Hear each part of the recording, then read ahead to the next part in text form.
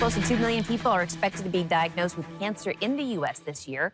Lauren Maxwell tells us one Anchorage man is involved in the fight.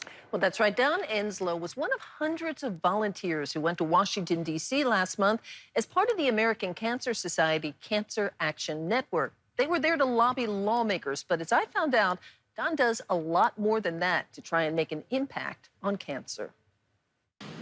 Don Enslow is a familiar face at the Providence Cancer Center. It's where he spends a lot of time volunteering, especially in one room I found surprising. So what do we have here?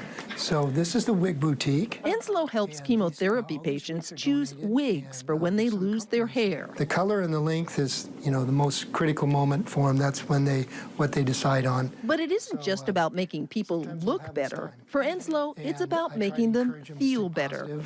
And I let them know that I was stage 4. By sharing his own cancer journey. I was not a person that thought that I needed to go to get medical attention.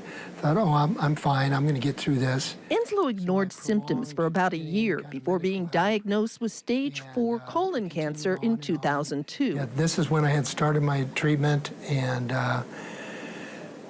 was fatigued most of the time. But amazingly, he recovered. Now he works to let others who've been diagnosed know it's possible for them too. And help them with their battle and give them some positive aspects of what they could do to get better and beat cancer. Recently, Enslow took his message to the nation's capital, joining others to lobby for more funding and better access to treatment. Emily Ninan with the American Cancer Society's Cancer Action Network says voices like Enslow's can make a real difference in the fight. By being a survivor and an advocate, he is standing up and speaking out and saying this was his experience and how can he make things better for other people. Enslow says he's happy to help, even weighing in on a wig. Do they ask for your opinion as well? Occasionally. Yeah. Occasionally, yeah. But the biggest gift he can give is offering hope. And Don Enslow has been cancer-free now for nearly 20 years. He calls himself a lucky man, says he doesn't take his health for granted.